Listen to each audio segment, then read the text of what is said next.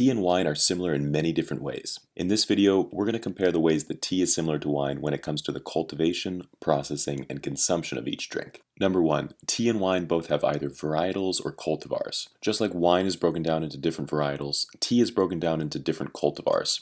The cultivar used to make the tea should be prominently featured, as it tells you a lot about the taste of a tea, and in some cases where it's best grown. There are hundreds of different tea cultivars in the world, and a few dozen registered in Japan alone. The most common is Yabukita, a tougher cultivar that can survive the relatively cold winters of central Japan. In southern Japan, the mild winters allow for more delicate cultivars to be grown. The Saimidori and Asatsuyu cultivars give the tea a sweeter flavor, and the Okumidori can be used to round out a tea and give it a smoother taste. The rare Goko cultivar gives the tea a powerful savory note, so it's used in premium matcha or powdered tea. Number 2, tea and wine are both affected by terroir. The next similarity between tea and wine is terroir. The climate and landscape of a particular region has a great influence on the teas that are grown there. Just like with wine, the tea plant draws a lot from the soil. A more rocky soil, like the soil on this mountain tea farm in Shizuoka, can impart more minerals into the tea itself. This is noticeable in the taste, as you can feel the minerality of the tea as it interacts with your palate. If you want to experience this taste profile, a good example is the Sencha Isagawa and the Kukicha Osada. These two teas were produced by the Osada family, and they were grown up in the mountains here. The soil is rocky and mineral rich, and you can feel it on the taste of the tea. Number 3, tea and wine plants both need to be trimmed. The terroir isn't the only similarity between tea and wine cultivation.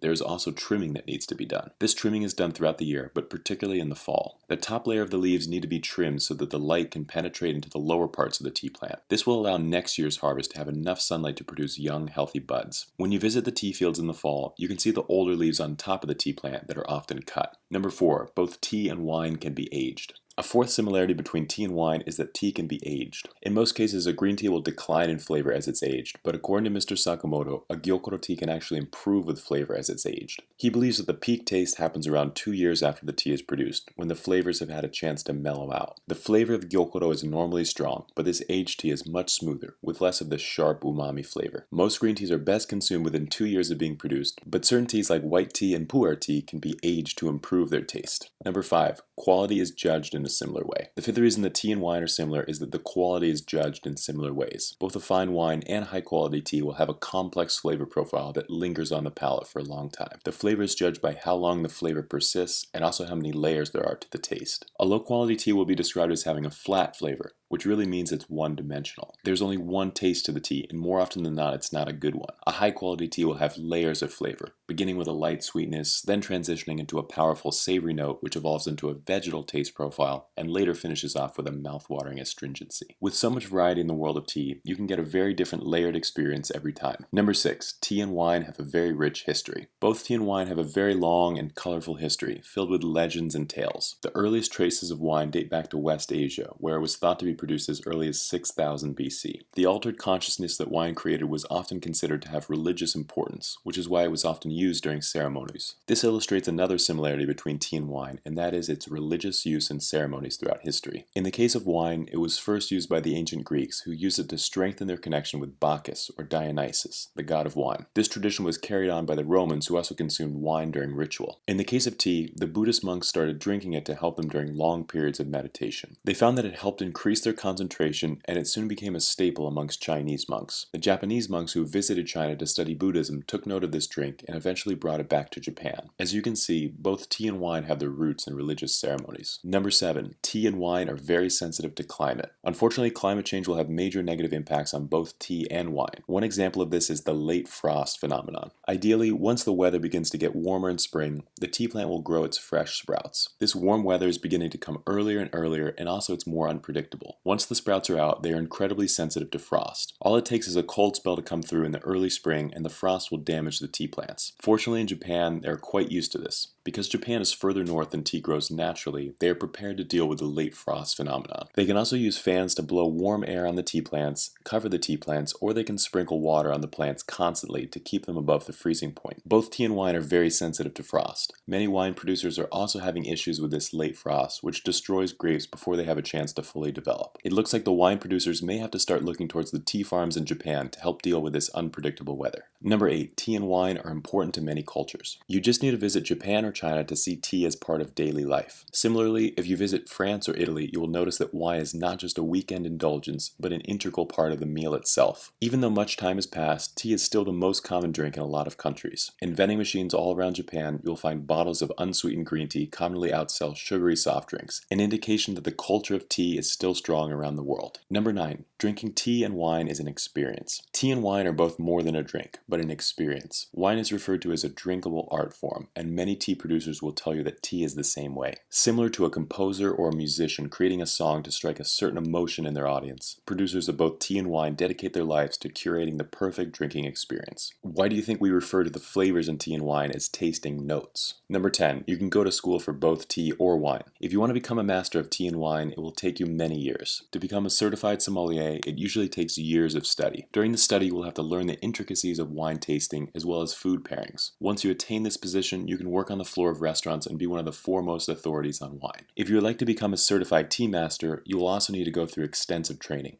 You will need to learn how to identify hundreds, if not thousands, of different tea types. After you've achieved this certification, you can work with tea companies to help curate different blends of teas. In addition to this, you can also study the tea ceremony at a school like Urasenki, which can take months or even years. Once you have attained this education, you can offer tea ceremonies for guests, tourists, and patrons. As you can see, the similarities between tea and wine run deep. Whichever drink you prefer, we hope you can find a way to enjoy and appreciate both. If you would like to support our channel, we would really appreciate it if you could go to neoteas.com and try yourself some excellent quality green tea. We work with dozens of talented farmers in Japan who produce tea without the use of chemicals or pesticides. If you'd like to try a few different types of teas at once, we also have many different samplers that we offer on the website. We would also really appreciate it if you could subscribe to the YouTube channel and like this video to see more like it in the future. If you have any questions about green tea, please feel free to leave them in the comments below.